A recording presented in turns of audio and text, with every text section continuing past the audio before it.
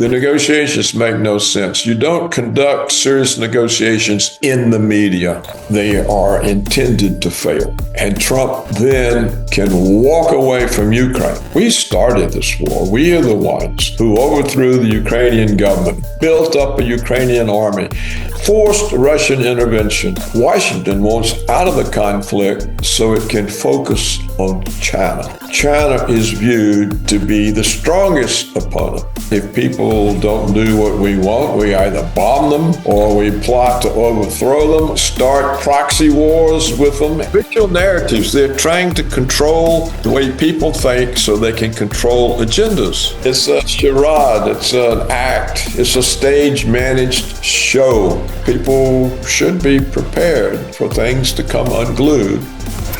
World War III is already happening. This is a house of cards, and it is in the process of collapsing right now. You're going to see an economic crash, the likes of which we've never seen.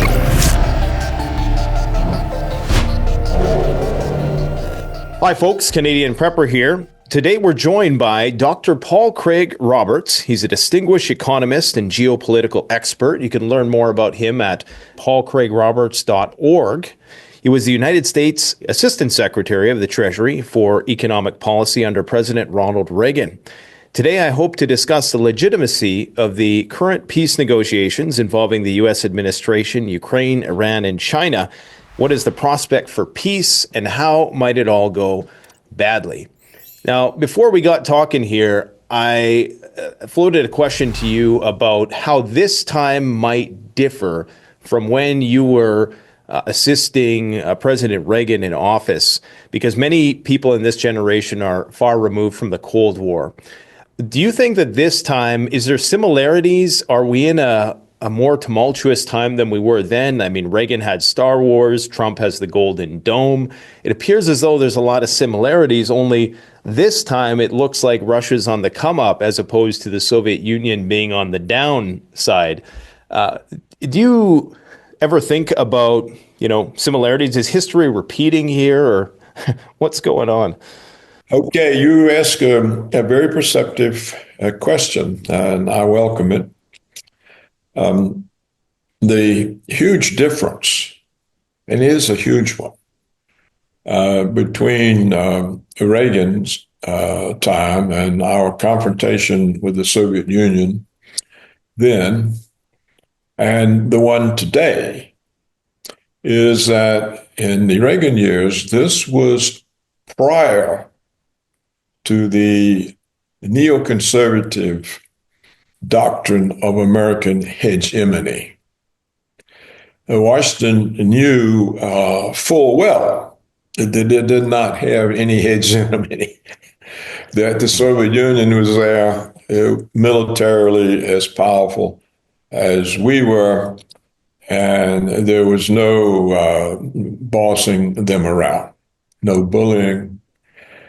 And so this had been actually the situation for a long time in prior administrations. And so the focus of American governments, all of them, Kennedy, Nixon, all of them, was to lessen the tensions between the two nuclear powers, to find ways to build trust, to find ways to make it less likely that something would go amiss and these nuclear weapons would be used.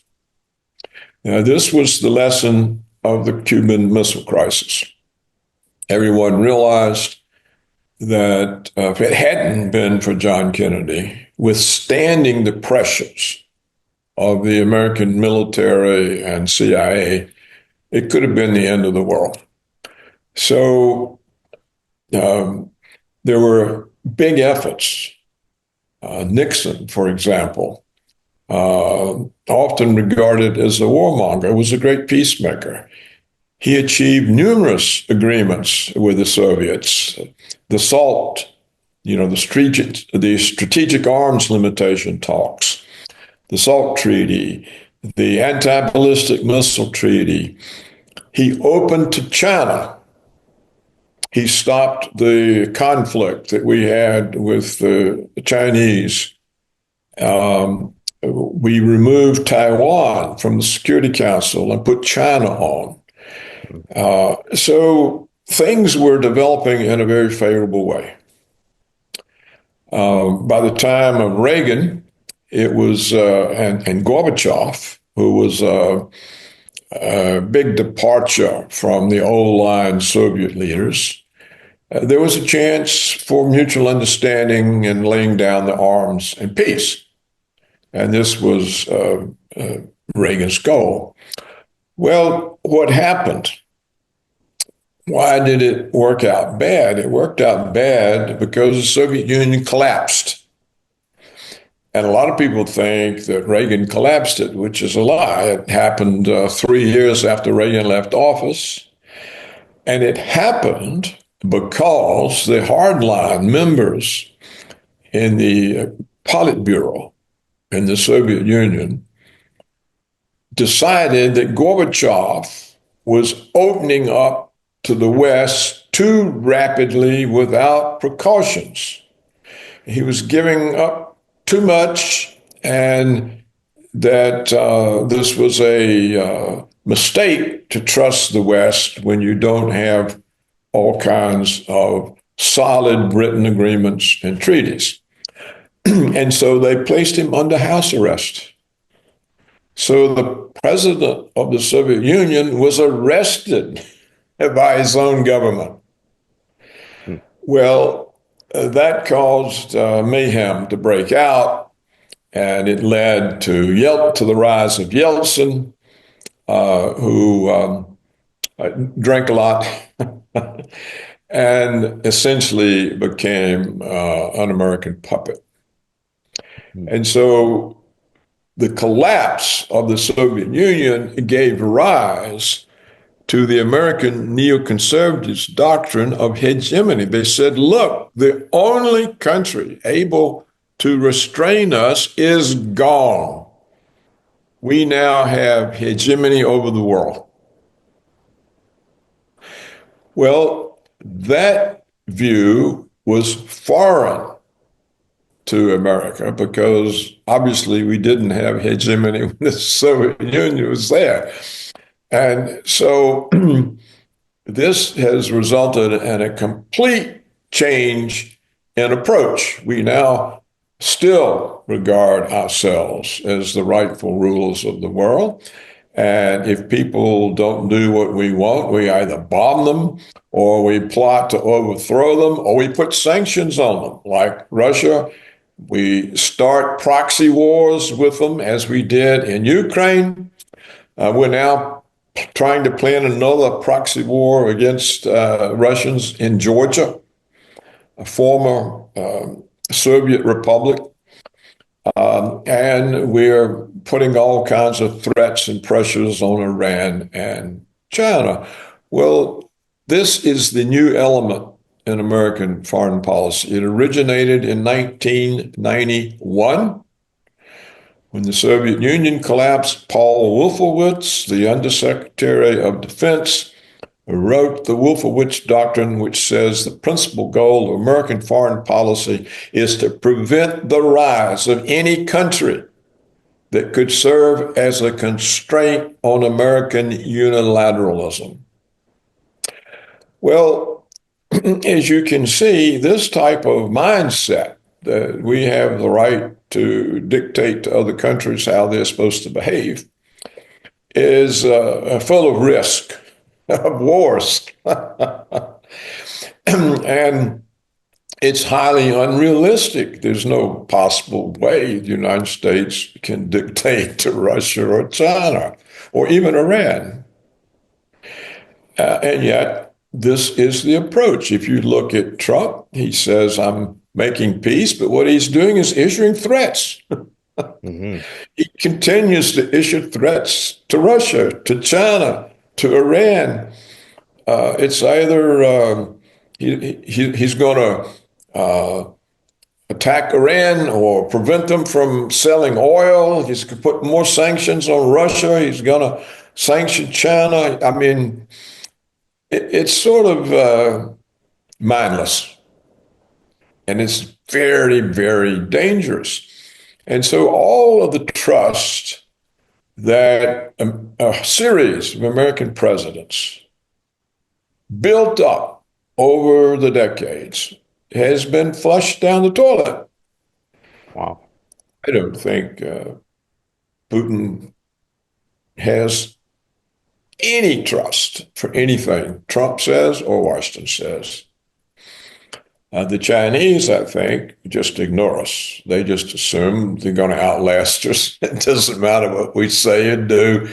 We are expiring and they are rising. And that's their attitude. You know, why get in a confrontation with them? It's not worth it. They're disappearing anyhow, and we are rising.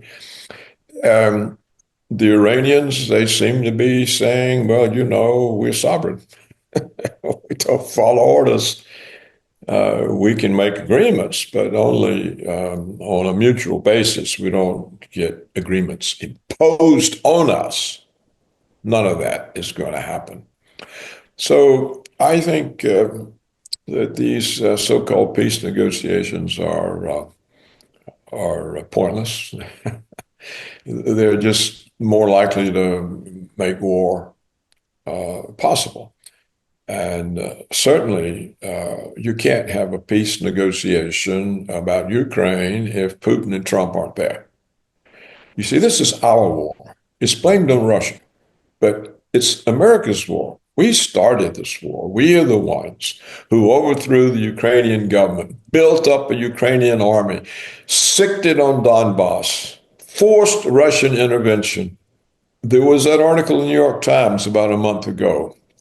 I believe it was planted on them by the CIA, and it said, it admitted that from the very start, the Ukrainian war was an American operation. We organized it. We planned every battlefield decision, every missile launch, every zone launch. In fact, we launched them because only we know how to use the equipment and have the GPS system. So it's been our war. So how do you end it? By giving threats to Putin when he's prevailing on the battlefield. So it's a form of absurdity. It really doesn't make any sense. And what really strikes me about it is that the whole world acts like they don't see it. That, it's all Putin's fault, or Putin will be blamed for a lack of an agreement. So that, I think, is in a capsule, a summary of the difference between the 1980s and today. All right, guys, so as some of you know, Canadian Prepper is a fully independent channel. We don't have sponsors, and we're beholden to nobody. You can help support us by supporting yourself by gearing up at CanadianPreparedness.com. I know that in an emergency, having the right gear can make all the difference. This is why I've tested and curated the best preparedness products on the market so that you can be confident and ready for whatever comes your way. Now, back to the video.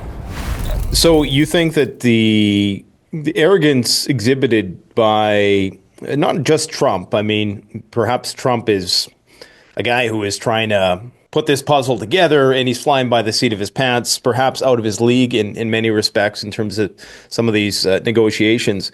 But do you believe that this continuation of the Wolfowitz doctrine and the Project for a New American Century is going to culminate into a war or the United States getting a bleeding nose? I mean, arguably they've had that with the Houthis already.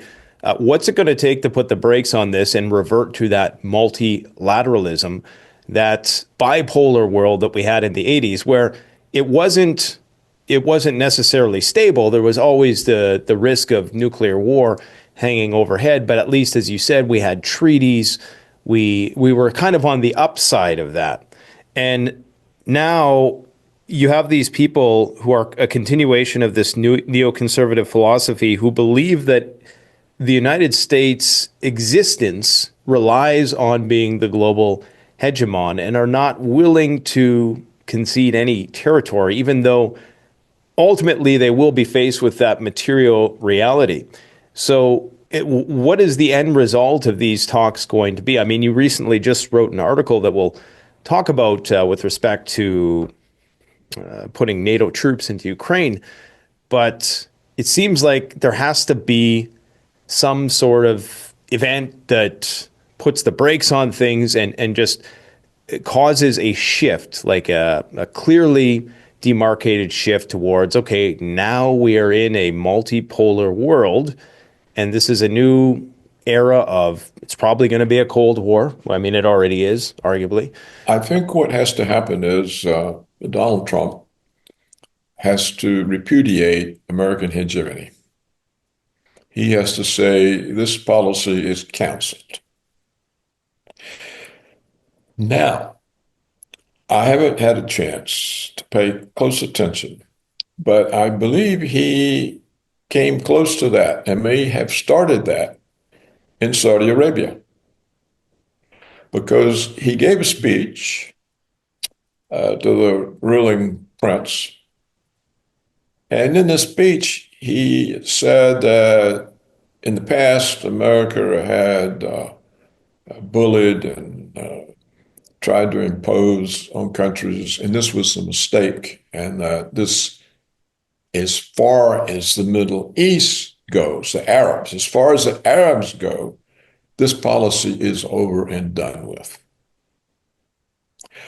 Well, I've got to look at that speech and think about the context and give it some thought, but it looks to me like if he can repudiate American hegemony over the Arabs, he can do it over the Chinese and the Russians and possibly even the Iranians, though he'll have a hard time because of Israel and Netanyahu. And they'll be doing everything they can to sit on his head.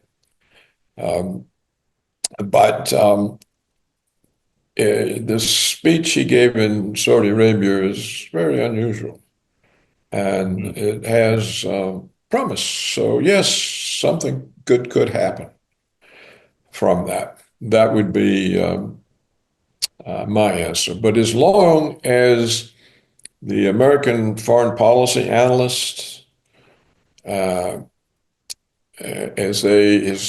long as they continue thinking in terms of American hegemony, it's hard for the policy to change, even if the president repudiates it, because it's the way the foreign policy analysts think and act and write and advocate and interpret. And but yes, there could be this big development. It was definitely a compelling speech. I was actually quite surprised when he sort of renounced that American exceptionalist viewpoint. And it was something to the effect of, you know, we always kind of took credit for your society's achievements when in fact it's been your culture that has been like the primary pillars of those, you know, achievements in building the wealth and the infrastructure that has allowed your society to flourish. It does, however, you know, to take the other side of the coin, you know, I find the timing was interesting to put the brakes on the Houthi situation. It seemed like, okay, I got to make a trip to Saudi Arabia, so we're just going to turn the tanker around for a few days. And, oh yeah, now suddenly we're not friends with Israel anymore. And even though the weapon shipments are flowing, and that's kind of what I go by nowadays, I just look at, okay, with all of this mixed messaging and contradictory statements being made, are the weapons still flowing? If they're not, then, you know, and I guess maybe we're making progress, but they seem to be still flowing. So what is your take on the supposed enmity developing between Netanyahu and Trump? This is a story which was first pushed out by the Israeli radio news service or something like that. and it just kind of started to catch on that perhaps there's some rift developing between Bibi and Trump. Do you believe that's realistic? What is your take on whether or not the situation with the Houthis is going to flare up again, and this whole thing with this whole love triangle between Israel and Saudi Arabia and the Houthis and Iran? I don't know what to make of it. It may simply be a cover. It may be a cover for something else. It may be intended to put Iran off balance. Mhm. I don't think we can know at this particular point.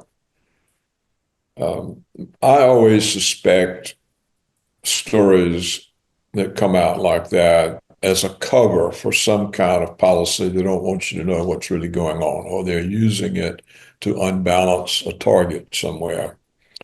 So it could be possibly uh, being used to set up Iran.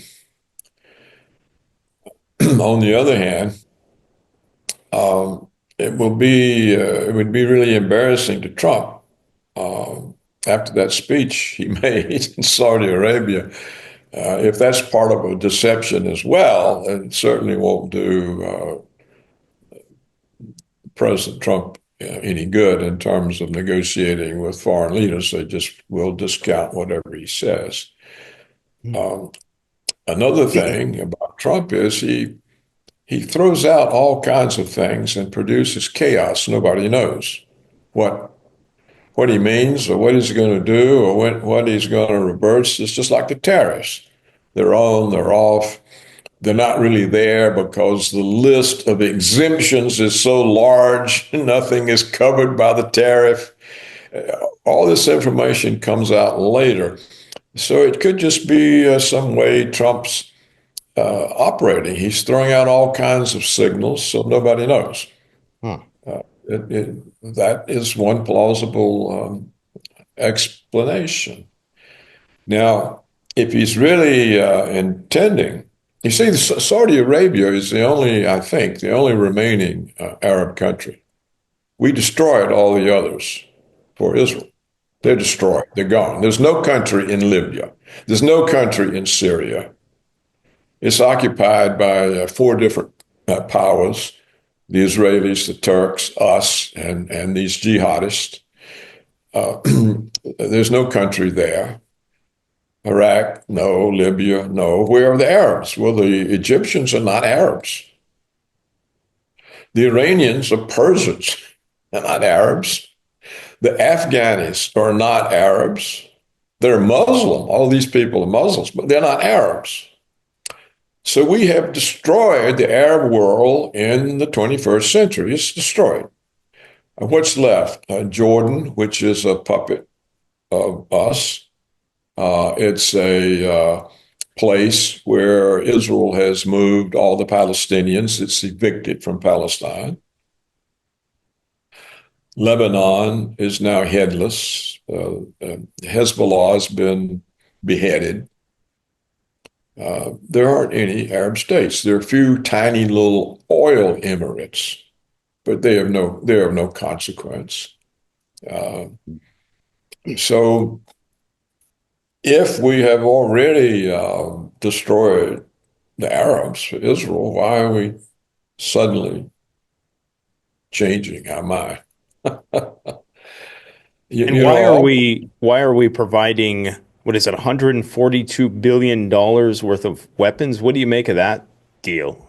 The official excuse is, I think the official excuse is that it was already approved by Biden. And these are just Biden approved things. And somehow the succeeding government can't interfere with what the preceding government, the commitments it made. These commitments were made, and so American honor is on the table. And if we will repudiate these commitments, yeah, this works for Israel. It wouldn't work for anybody else. But I think that's the official excuse. How real is it? I don't know. I don't know all of those laws and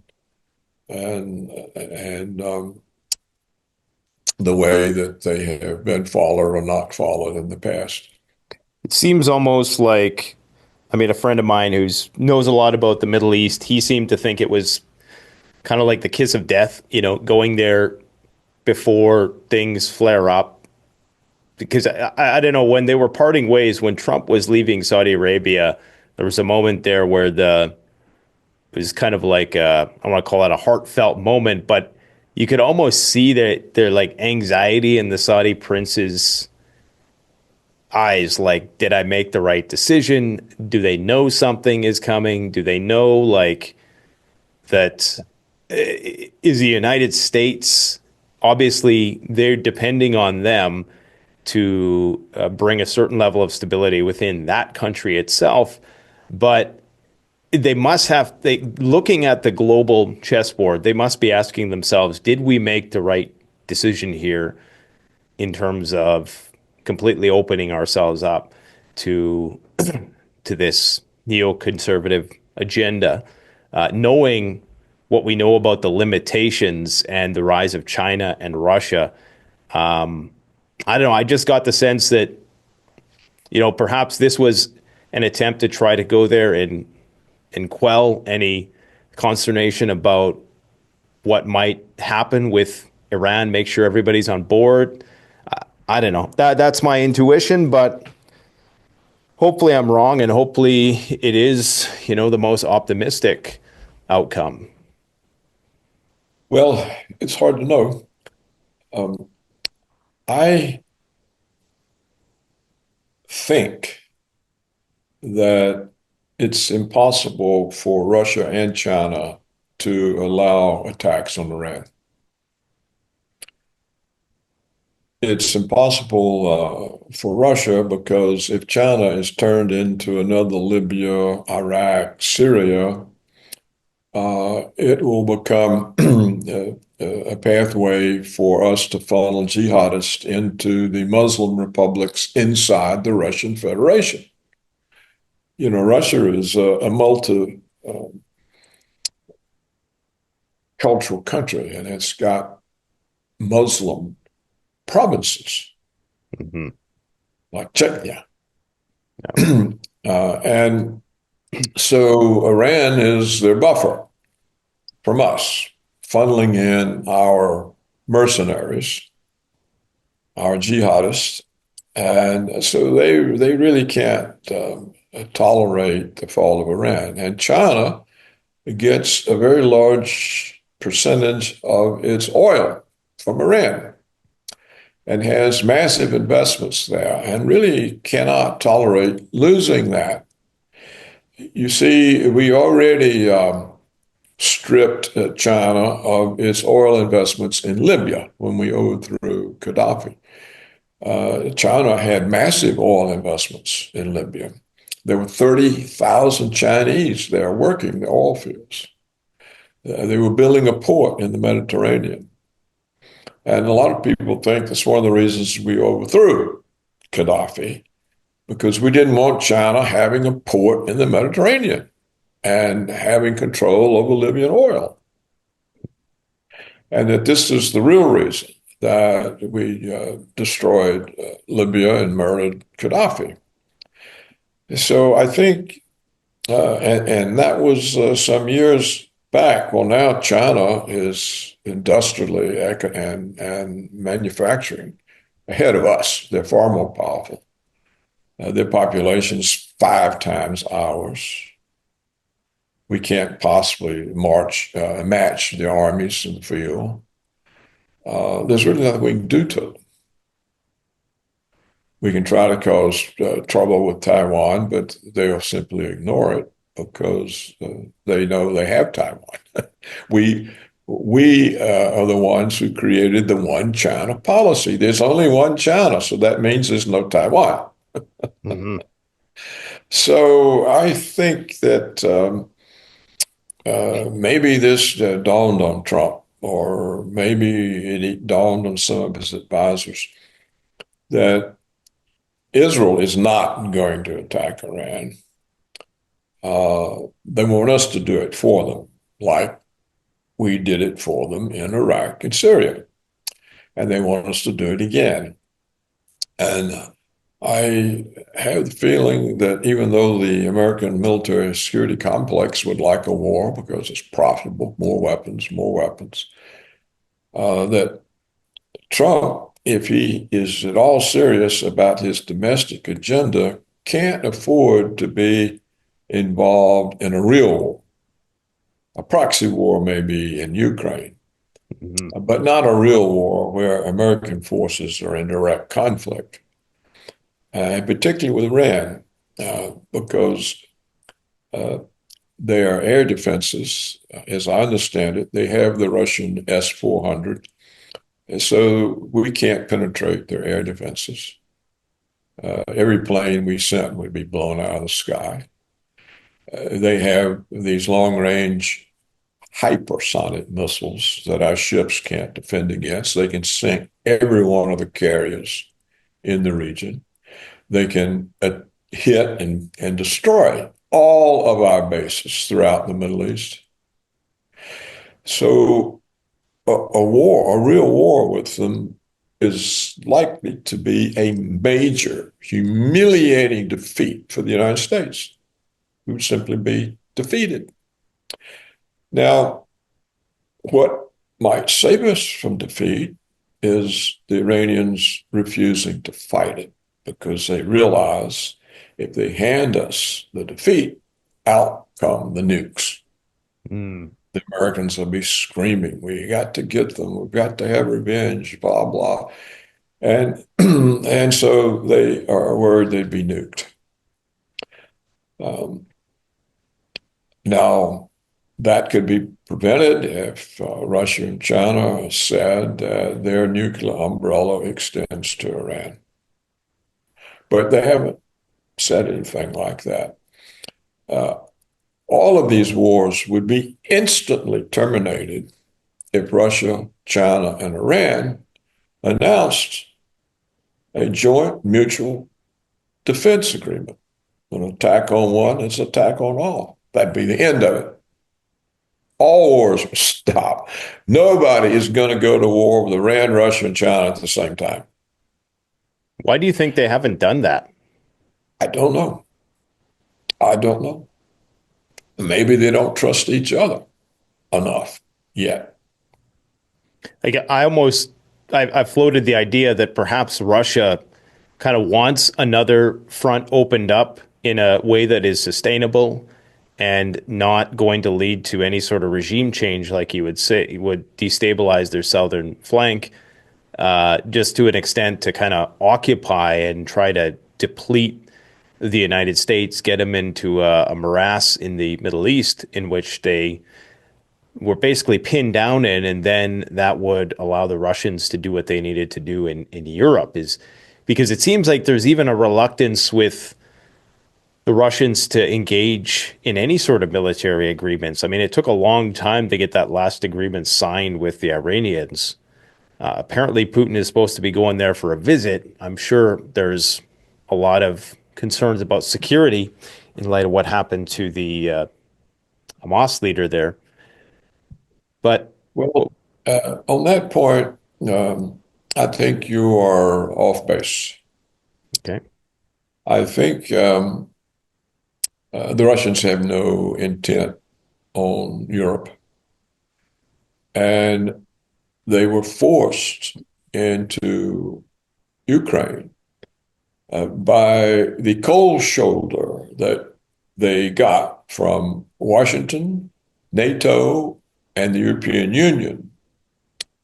During December of 2021 through February of 2022, when Putin and Lavrov did everything they possibly could to get a mutual security agreement with the West. They pleaded, they begged, they got the complete cold shoulder. And that is what forced them to intervene in Ukraine, because we had equipped and built a huge army, and it was about to be released on the two breakaway Donbass republics that Russia eventually and belatedly recognized as independent republics. These territories were once part of Russia herself.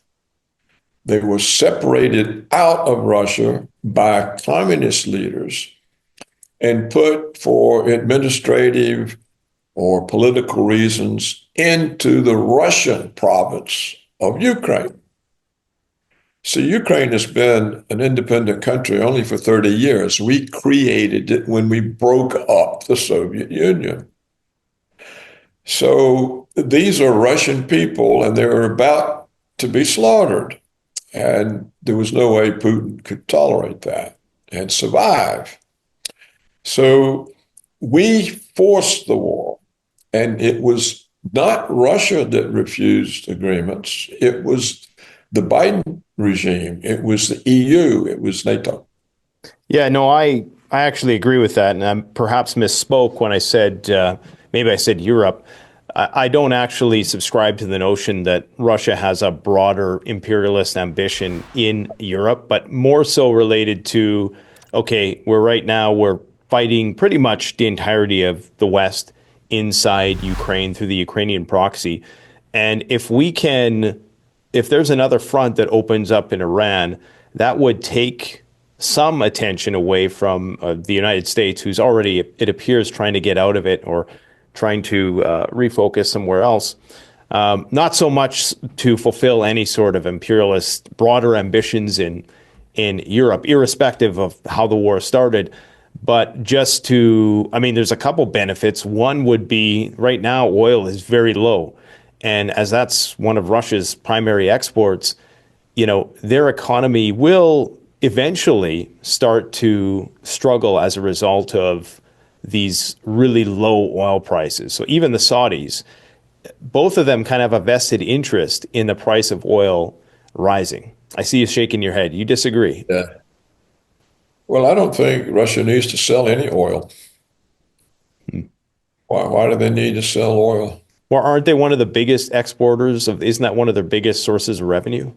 That and natural gas? But what do they need the source of revenue for? Well, I suppose they're fighting the entirety of the West, so they have to. Well, what could they do with it with all the sanctions? It's the Russians don't need to sell any oil. The Saudis may, but and the oil price isn't that low. In fact, Exxon stock is way up. The oil stocks are not low. So They need like a $70 per barrel to kind of be at a level where their budget needs are fulfilled. No, I don't think so. The financial press in the West is useless. Here's the situation, I think. What Putin wants, and I think the reason he refused to win the war, he's let this war go on for more than 3 years. Mm-hmm. And I think the reason is he wants to use the war to get a grand settlement with the West. He wants another Yalta agreement. He was refused and at the end of 21, beginning of 22, trying to get a mutual agreement. And he's fixated. He wants an agreement with the West. He wants a Yalta agreement in which everything is worked out and they can then go about their business without having to worry every day about what we're going to do next. So I think he hopes that somehow the war will end in negotiations, and out of these negotiations, he can get this new grand settlement. And Russian analysts themselves write about this. It's in their foreign policy journals, in their newspapers. They're all very interested in having a new Yalta. Some years ago, the Russian Academy of Sciences asked me to address them on the question of a new Yalta. So it's been in the works there in their minds for a number of years. So that's my explanation of why Russia, which has overwhelming military power over Ukraine, has let this puny little war go on and on and on. He wants to use it to get a settlement. It's not going to happen. Now, another point I would say. Just to, sorry to interrupt you, but you don't think it's going to happen because of this kind of continuation of the neoconservative agenda? Yes, we don't Okay. want a settlement. Um, I think what the peace negotiations are about is they are intended to fail. And Trump then can walk away from Ukraine, but substitute Europe to continue the conflict. Washington wants out of the conflict so it can focus on China. There was a paper in Foreign Affairs maybe 3 weeks ago now by Wes Mitchell. He was Assistant Secretary of Defense in Trump's first administration. He's the business partner of Trump's current Undersecretary of Defense. And this Foreign Affairs paper, now Foreign Affairs is the journal of the Council on Foreign Affairs. And it's the place where you read what our policy is. And Wes Mitchell says that what this peace process really is sequencing our wars with Russia and China because we can't possibly take them both on at the same time. And so we're going to use the Ukraine negotiations to withdraw us from that conflict so that we can focus on China. And Wes Mitchell says we're doing that because China is viewed to be the strongest opponent and Russia the second strongest. So we will withdraw, Europe will come in, and then we can focus on China. Now, this is in Foreign Affairs. And he says this is Trump's policy. Now, I have seen no response to this. Myself and John Helton, and that's it. And I'm trying to get some Russian foreign policy analysts to respond to it. So far, well, if that's the case, then how does Iran fit in? Well, I can see that we can't really go to war with Iran and China at the same time. I mean, what it would require for us to attack, much less invade Iran, would be every bit of force we have. So it could well be true that Trump is trying to smooth everything over in the Middle East while he pulls out of Ukraine and focuses on China. Now, alternatively, we can say that Wes Mitchell's paper, he's blowing smoke, doesn't know what he's talking about. If you haven't seen that, you should go read that article in Foreign Affairs. It's Wes Mitchell. Yeah, it definitely sounds interesting. I'll definitely have to do that. So, yeah, I mean, I guess the only problem with that argument would be that I doubt that the Russians would put too much stock in any agreement that was signed with the West at that. If their intention was to get some sort of deal, I find it hard to believe at this point in time that they could ever trust anything written on a piece of paper. and that they're going to have to accomplish their goals with force. And in the Well, end, that's my view but it's not Putin's view. And if you look, still, Putin and his foreign minister are bleeding and bleeding for negotiations. They bleed. We're for negotiations. We're for negotiations. But they mean by negotiations something serious, not something Trump is conducting through the media. They mean, since it's America's war with them, that the two leaders sit down and resolve it. It's got nothing to do with Zelensky. He's not even a legitimate president. His term ran out a long time ago.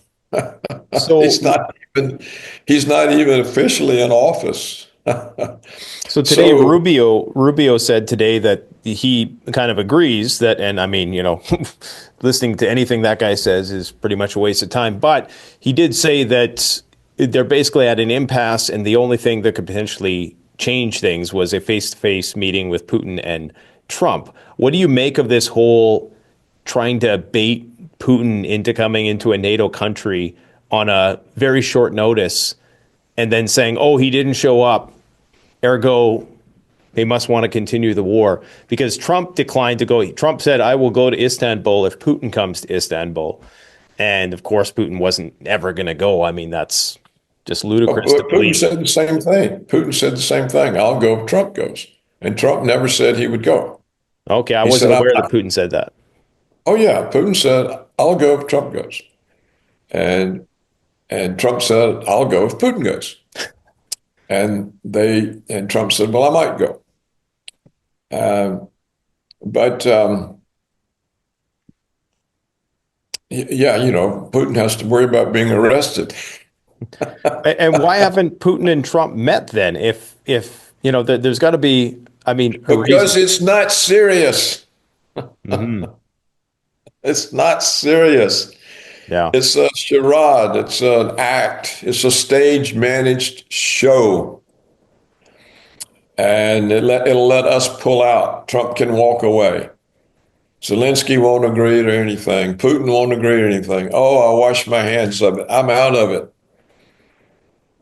Okay. This is what Wes Mitchell said in Foreign Affairs. This is how we can focus on the bigger enemy, which he says is China. Yeah. I'm actually in agreement with almost everything you say, but I'm trying to steelman the argument and play the devil's advocate just to make sure that we're covering our analytical bases here. In Well, terms really, of, I'm just reporting Wes Mitchell, what he said. And if you look at it, it does kind of fit what we're seeing, doesn't it? Look, I've made the point for the longest time that Trump can stop the conflict in Ukraine immediately. All he has to do is say, no more weapons, no more money, no more diplomatic cover. Then what's Zelensky going to do? well, and that's the question. I mean, He'll have to do whatever Putin tells him.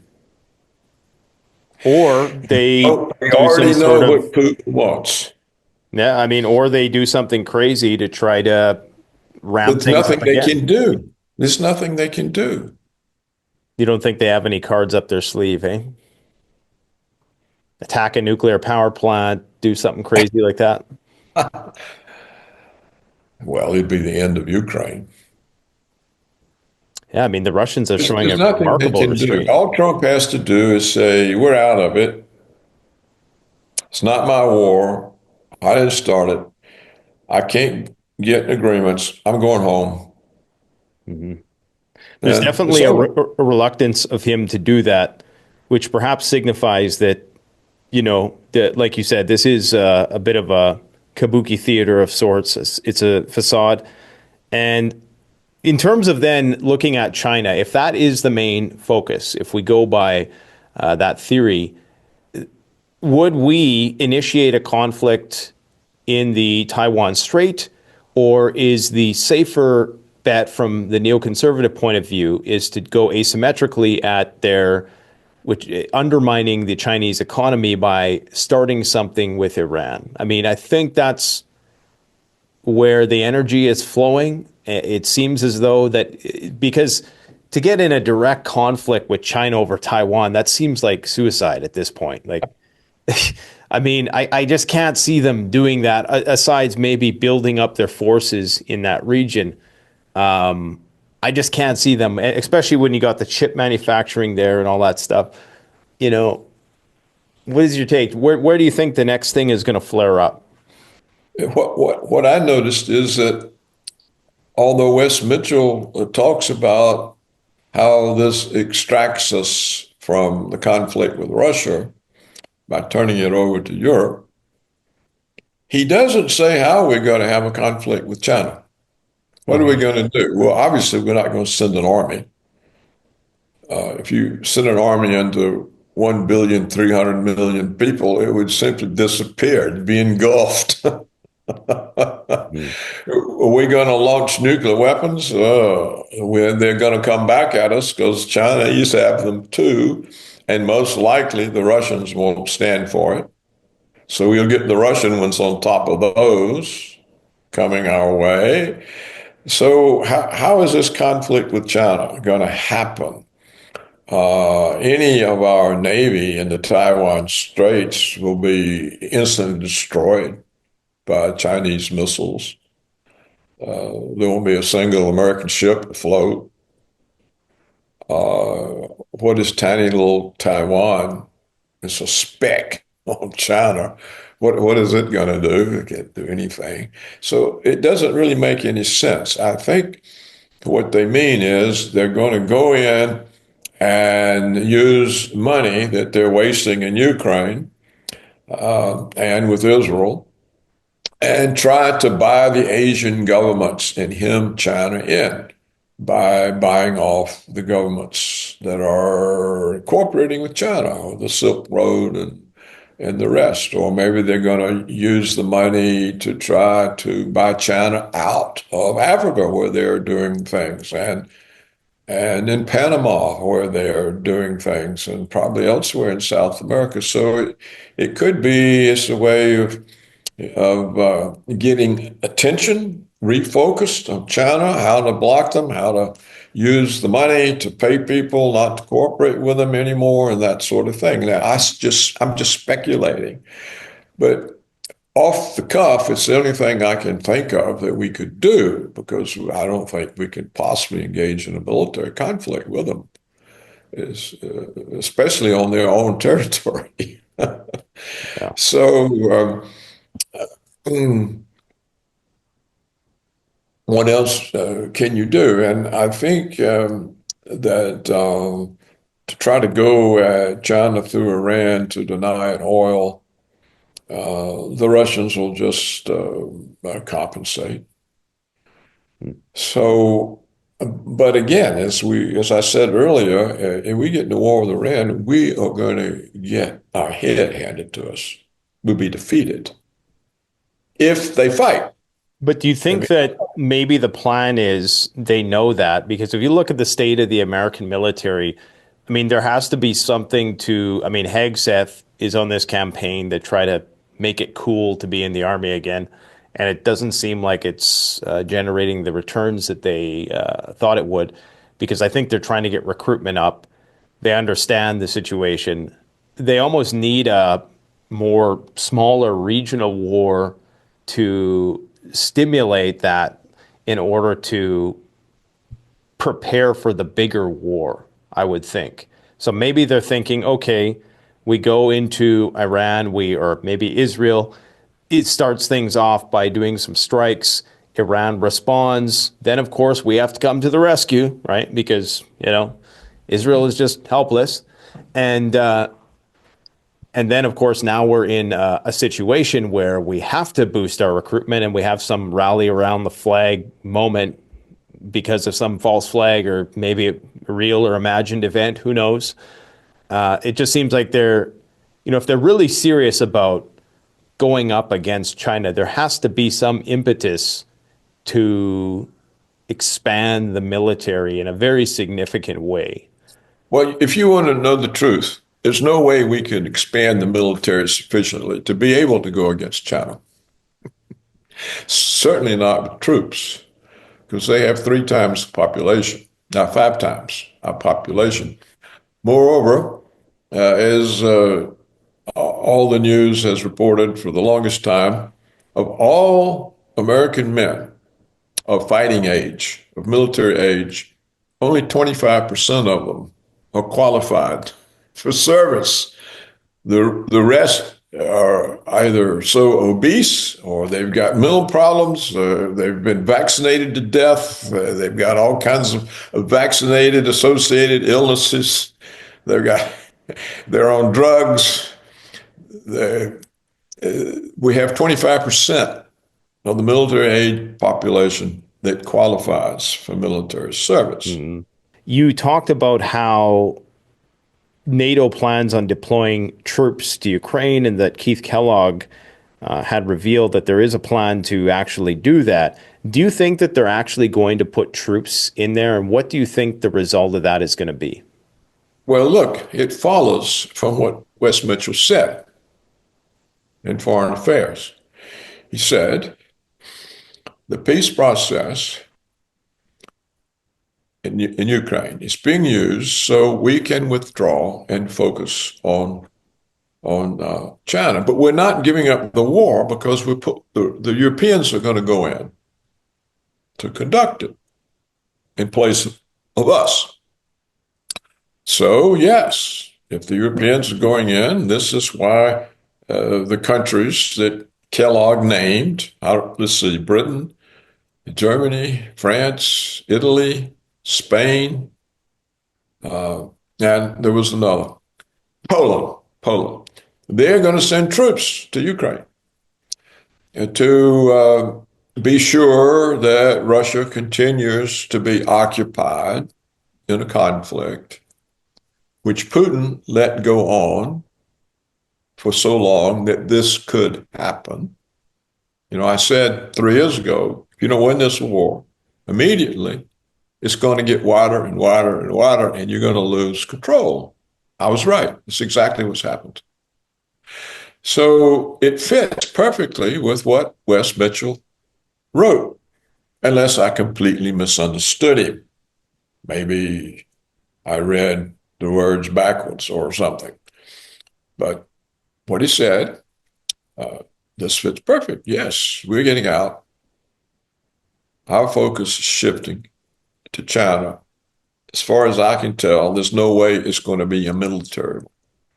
We'll keep all the stuff going in Taiwan, of course. But what I think the plan would be is what I said. We'll use our money that we're wasting in Ukraine, wasting in Israel, and try to purchase the governments away from China. That's traditionally the way we operate. We simply buy people. We buy the leaders of countries, and then we own them. And so I think this would be our approach to China. We would be buying Vietnam and Laos and whatever the countries are now. You know, they've all, Thailand, they all had names changed after decolonization. And I went to school before the names were changed, so I still know the old names.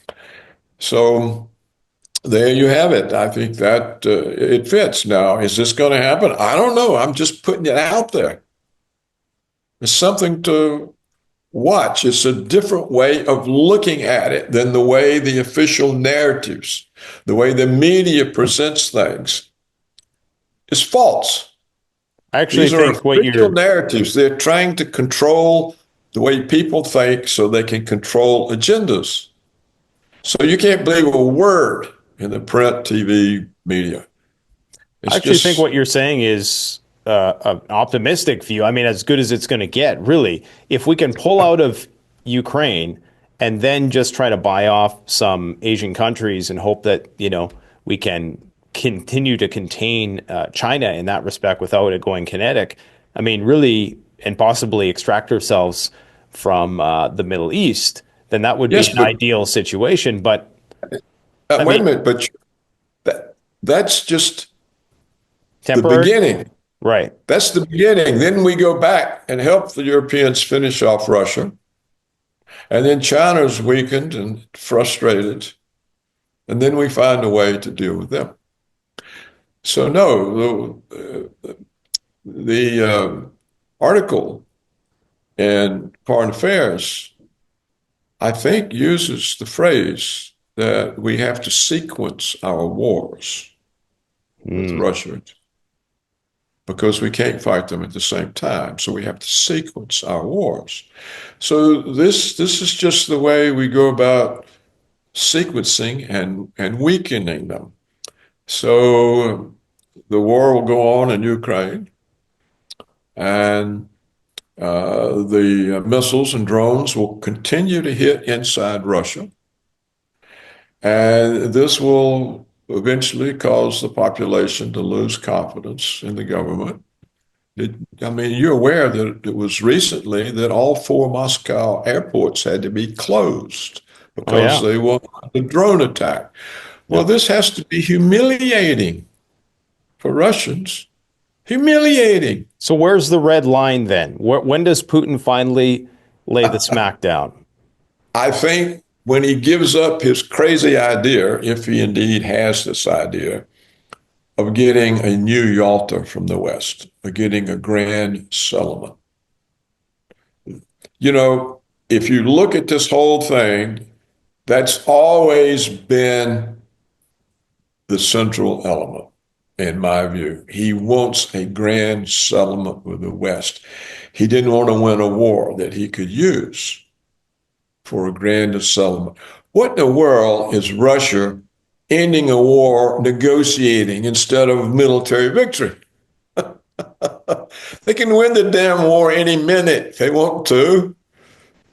Do you think they're trying to... Russia's own military people have complained he won't let us fight. Right. Are they trying to attrit the Europeans and the Americans? Is this an attritional They're process? not trying to trip or trick anybody. They want a grand...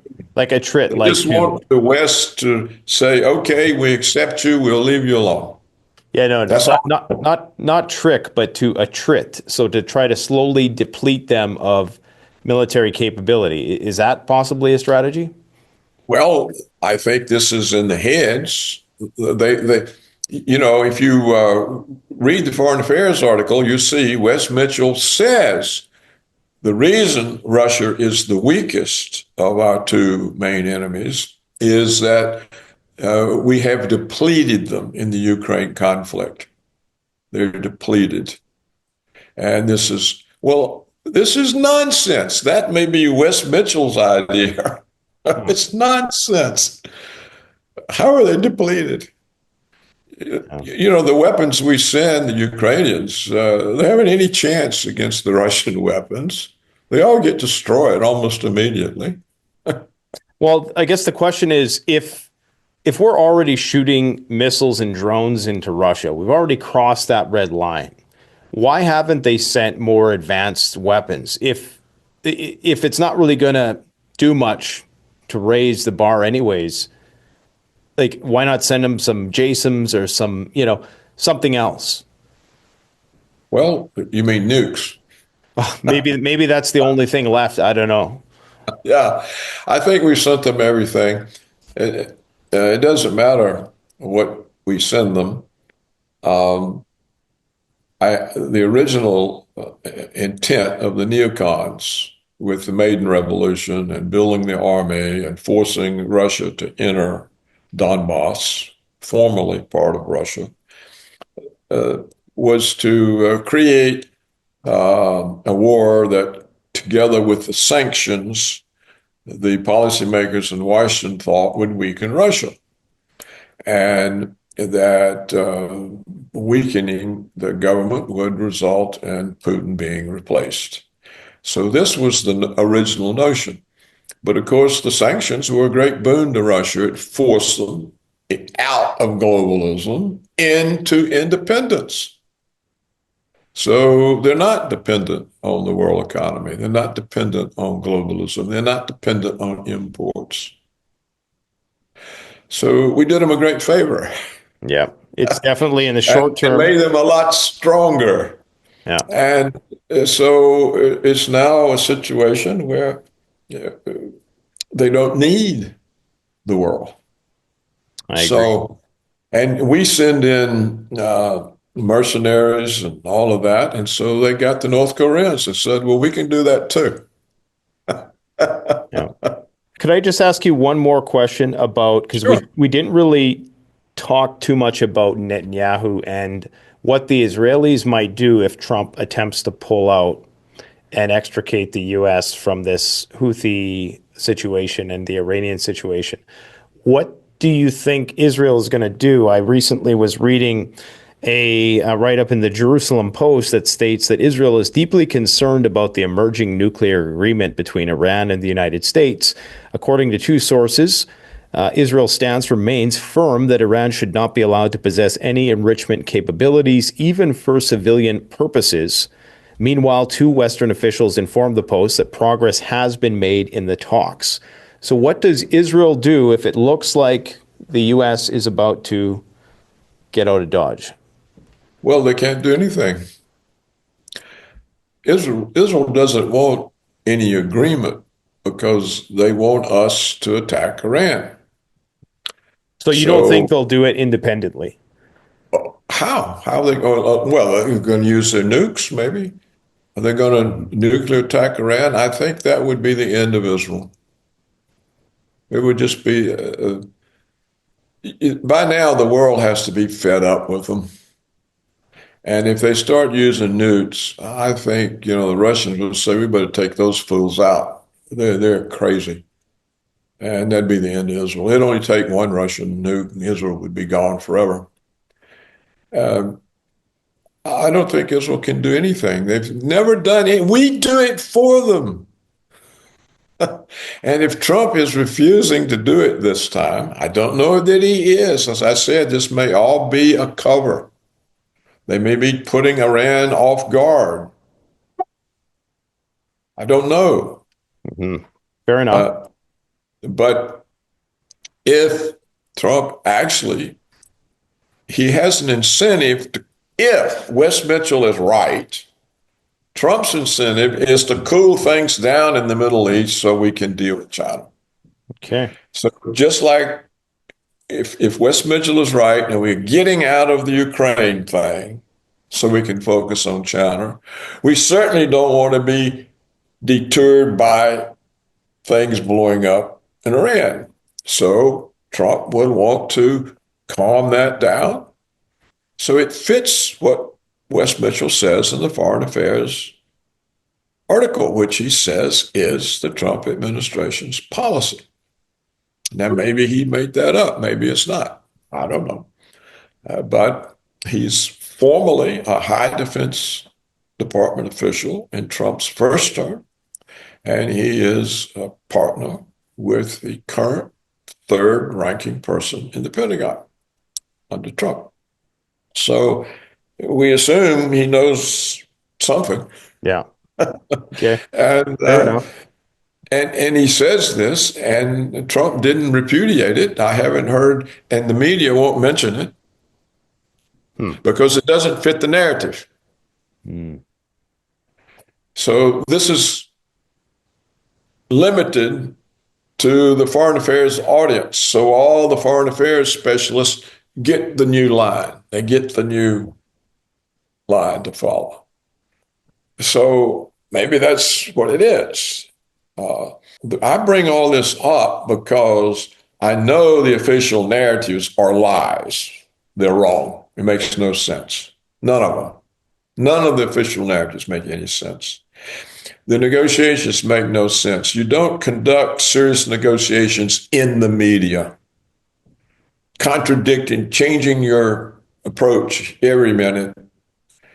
If you want to have a negotiation, you get together with the other guy and you work it out, and then you tell the world what the deal is.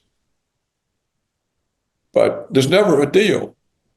And it can't be the way Trump's gone about it. So clearly, it's not serious. It's not a serious thing. I'm not the only one who sees that. So something clearly is going on that we don't know about. And I was trying to get at what it could be. Well, I appreciate you coming on and sharing your perspective. It's always enlightening for sure, and you give us different things to think about. Is there anything else you wanted to add before we conclude? No, I just encourage everybody not to get caught up in the narratives. The narratives are false. They serve agendas. They don't serve the truth. And to see, use your own eyes, your own brain, and you can see that what we're being told makes no sense. Nobody would conduct negotiations in this way. Nobody that was serious about them. And that's why I always encourage preparedness, because time and time again, they fool people. And I've just learned that the only thing we can really do as individuals is to get ourselves in a position where, you know, if things got hairy, we could ride it out. Well, that's good advice. And, you know, the Mormons have been following that for a very long time. Yeah. They are the first preppers. Perhaps, yeah. And I think people should be prepared for things to come unglued. And because everyone gets lost in the lies and nobody knows what's happening. Yeah, and nowadays it's even worse with so many different channels and streams of information.